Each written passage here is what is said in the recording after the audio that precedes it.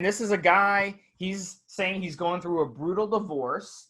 I swear to God, guys, we're not making this story up. So this is actually a true story what this guy's going through. And I've heard this story before on the forum. So it's very, very important. He's going through a brutal divorce. His ex, wife, soon to be ex-wife, took his testosterone to the cops, to the police station. And the cops actually told her that they didn't care because it's not illegal to have. So she got pissed. She hammered him in the family court. Says the judge in the family court ordered to have his levels checked. He's been on self-TRT for over a year, so he doesn't have a script for it.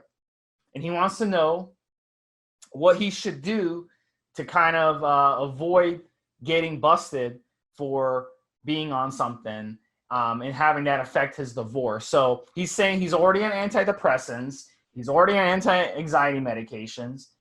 From the torture this woman continues to put him through. And divorce really, really sucks. So he wants to know, can I use HCG to bring my free testosterone levels up? He says he's running 300 milligrams per week of the self-TRT. And he wants to know if that would be an acceptable level on the test. So now, and then he's saying I could switch from test to Anadrol or something short-acting and then crash my levels and go in. And it says that her lawyer is apparently going to look at my test results. That's what he says. He's basically saying that he's had problems because he was thrown in jail because she punched him and she called the cops. He called the cops and she fled drunk. Then she cried abuse, and he's saying he got profiled because he has a lot of tattoos. So they threw him in jail. So says, when I got the kids, the money, everything we own, gone. Credit cards maxed out. Line of credit maxed out. He hasn't seen her in 9 months now, but he pays over half his paycheck in support and alimony. Pretty wild story. That's the tip of the iceberg. And then he says, feel free to laugh at me. So Rick, I got to bring in Rick early on this one. Rick, what's your thoughts on this email? Man, it really, really sucks what this guy's going through, huh? Yeah. He also mentioned on the thread there when I read it that he didn't want to get off the steroids because he was already depressed and he felt it would make him feel worse because he just has to get off the sauce. If he gets off the sauce and he can find ways to delay the test legally, he should be able to work that out somehow with his lawyer. And just get off the steroids, and then he should test pretty good within decent ranges within a couple of weeks, depending on what he's taking. But just get off the sauce. If you're concerned that it's going to affect your mental state being off the steroids, look, man, you're already taking some medications to help you with that, right? You'll be fine.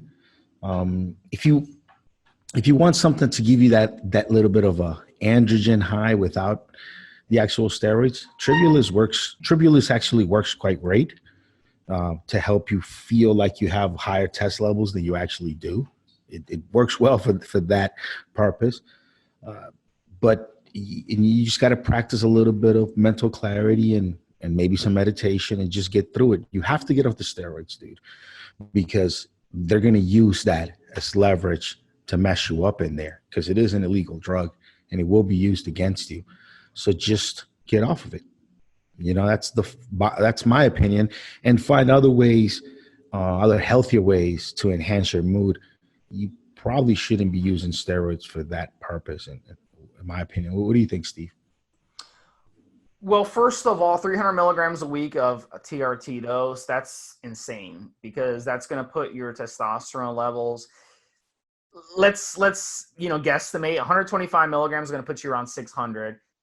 So if you're doing like about 250, it's probably going to put you in the low to mid 1000s, and 300 is probably going to put you a little over 2000. So if you do get the blood work, you're on 300 milligrams. That's not even a TRT dose in the first place. So you're fucking yourself up for no reason. And that's not helping your anxiety. That's not helping your depression to overdose on TRT. Okay, that's not the way TRT is. TRT is to replace what your body would naturally produce. So if you would just run a normal TRT dose and run your own blood work, you can come on the forum, check my signature. I tell you how to do it. You can run your own blood work, confirm your blood work is in range. You should be good.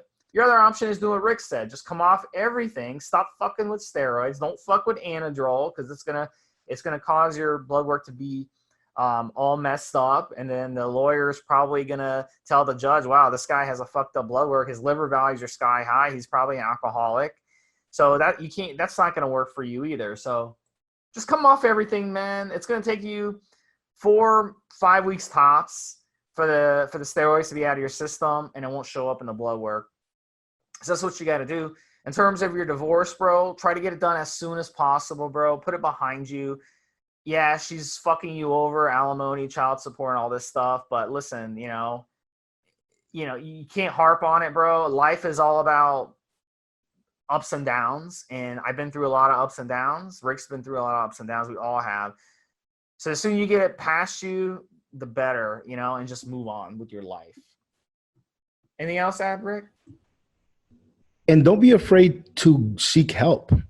It wasn't a bad idea to post about it on the forums. There are a lot of guys there that go through the same things you might be going through. And, get a counselor, get somebody to help you that you can talk to about how you feel, about how things are going.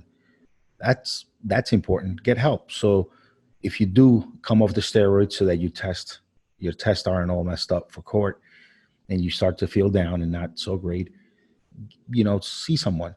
See someone and get some help.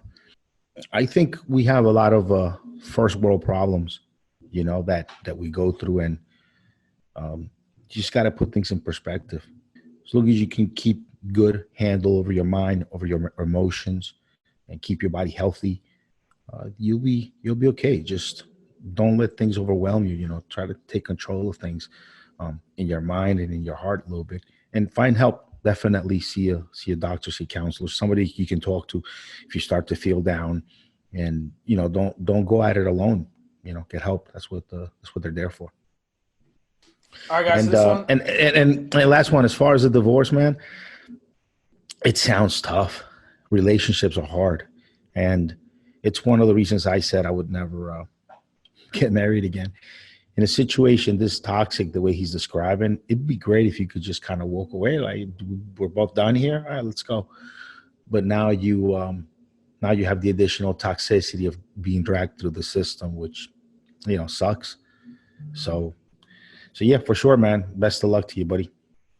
what do you think about what he said about being profiled because he has tattoos, like from head to toe tattoos? Do you think that that's going to hold up in court? Like, do you think that the judge would actually look at him and be like, "Wow, this guy's got tats," and strike against them? If it's like maybe a conservative judge or something.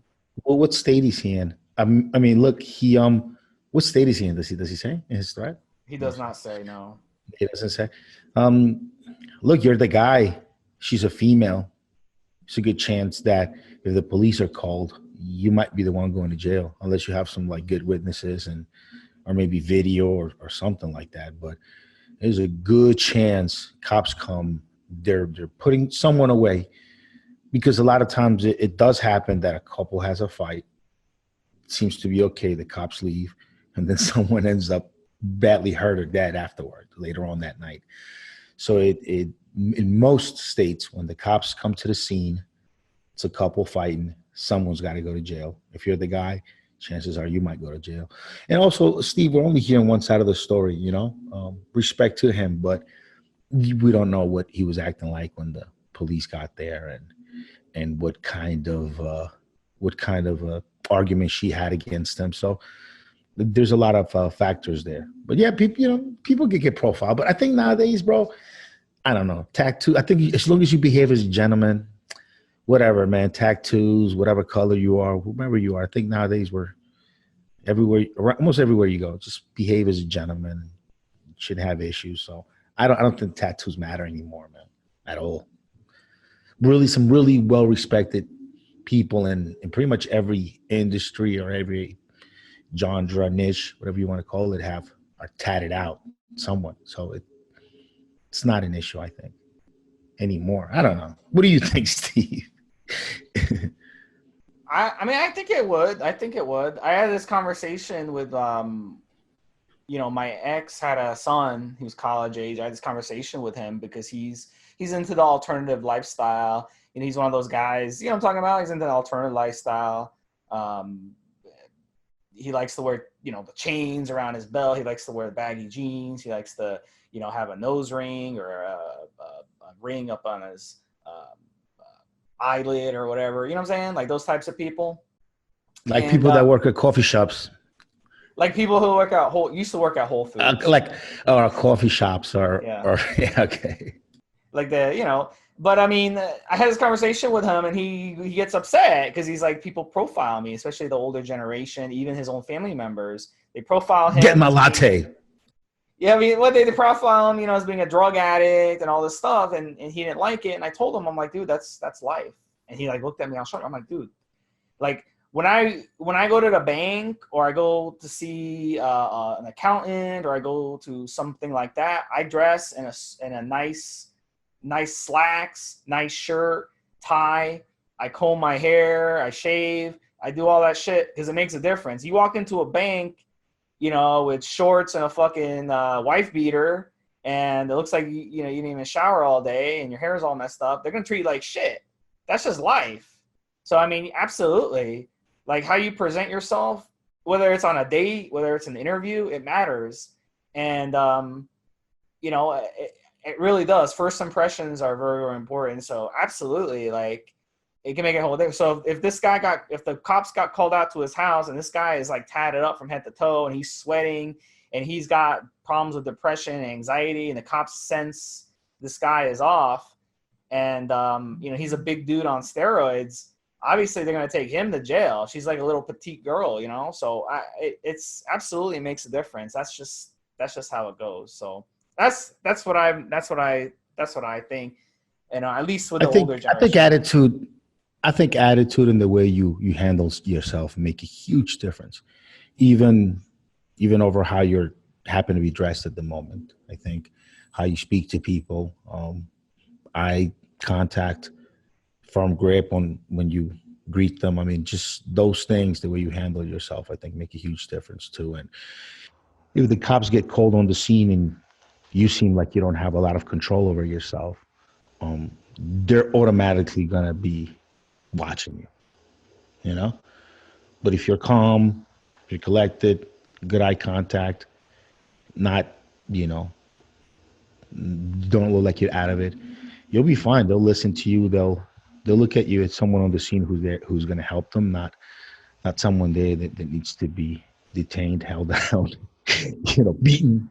So just demeanor, I think, yeah, for sure. In every situation, you know, anywhere you go, everything you do, I think just also the way you carry yourself.